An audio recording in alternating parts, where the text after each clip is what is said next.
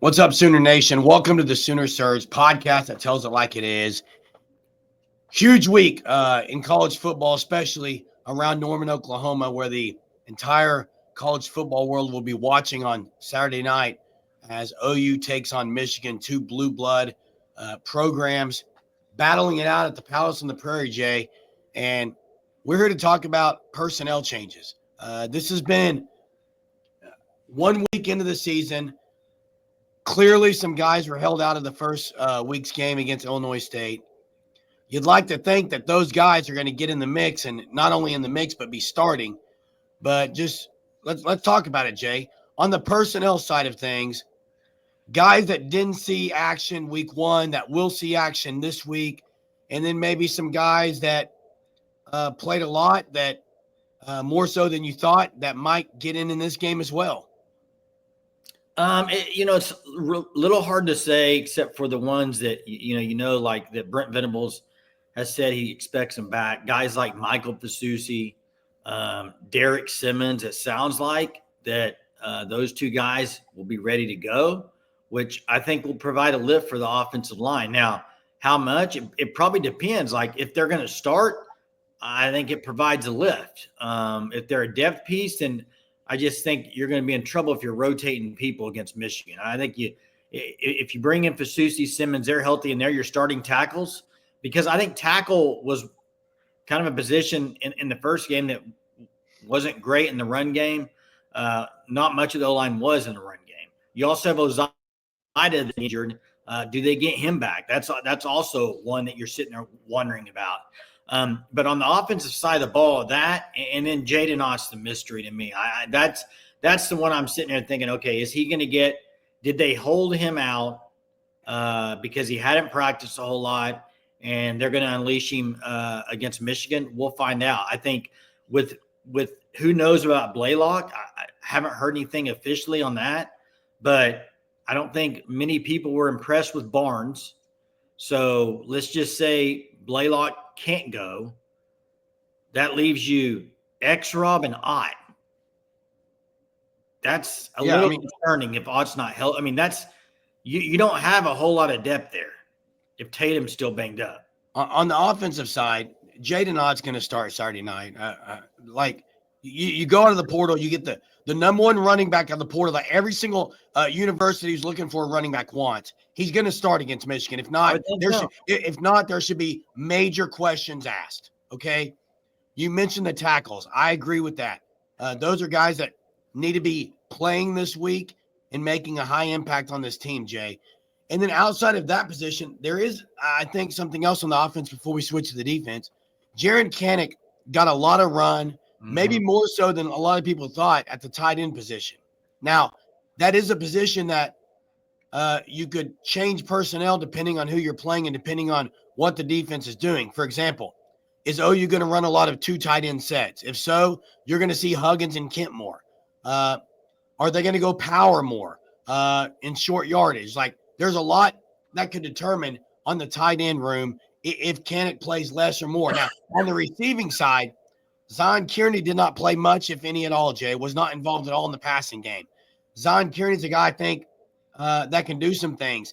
I would not be shocked to see him out there a little more. And Elijah Thomas did not really get any run. But I would expect if they were going to play him, they would have played him some. I agree, yeah. I do think Javonte Gibson is the guy everybody wants to know about with receiver. Correct. He's getting closer, I imagine, but I don't think he plays this week. That's just my opinion right now. It's early in the week, but I mean, if you don't play him this week, then you got another week off, but not week off, but you play Temple before you get Auburn. So we'll see. I mean, I think the receivers look pretty good, so they might be thinking don't have to feel like they're rushing back. But man, he looks the part in the uniform. The other guy, Jeremy, you mentioned Kanak. I would think after watching some of Michigan stuff on Saturday, New Mexico is able to throw a lot of quick, short passes and do a lot with it. And I think I could see Kanak having another pretty good game, Jeremy. I really could. Yeah, and Sharon Moore mentioned him in the presser in his first day presser. He mentioned number 12, guy they moved from linebacker to tight end. So obviously they're aware of that, how good he is getting in space and finding the open space. switching over to the defensive side of the ball, RSJ did not start last week. He did get in. I expect RSJ to make the start this week, Jay, if he's 100%. And then I thought Kip Lewis and Kobe. Now, Kobe's one I thought might rotate quite a bit with Sammy O.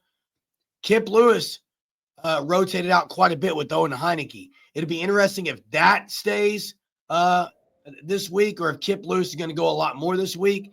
And then as the only other question I think would be somewhere in the secondary is if they're going to go more nickel and throw a guy like Hardy, or if, let's say, Kendall Dolby is back, like what they're going to do there. But otherwise, they're going to rotate the defensive tackles in quite a bit.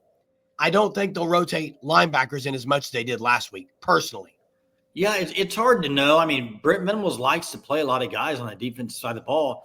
And it almost seemed like to me, he almost had, quote, packages on like long distance package.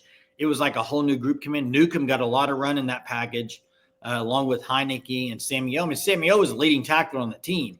And so I do think they're going to rotate quite a bit on defense. I really do, Jerem. I think when you look at it on the defensive front, I think you'll probably see similar to what you saw in game one, quite a bit of rotation. The backside, I think Gentry Williams and Cortland Guillory will kind of be your staples there for going forward unless something changes on the as far as defensive backs. But I'm with you on RSJ. I think RSJ probably starts, but I don't know, Jeremy. I mean, I really don't. Nothing's really been said about the reason why he didn't start or if it was practice stuff. I don't know, but they'll be, regardless, RSJ, Boganowski, Powers, Bowen. I mean, all these guys are going to be getting a lot of run, and they'll be getting a lot of rotations in there. So that's good. I think it's good as long as you feel comfortable with everybody, because the last thing you want in a game like this against Michigan, and you will be exposed in the run game if you miss an assignment. I mean, they will destroy you there. Justice Haynes, really good. Their line's really good. Yeah. Later this week, we'll see if injury reports are mentioned. It's not an SEC game. Technically, don't have to release an injury report, correct? But depth chart should be coming out in the next day or so. So, hey, we'll be here to cover it all. Thanks for watching the content here at the Sooner Surge. Make sure that you subscribe, like the channel. Also, check out the Fan Stop. It's thefanstop.com.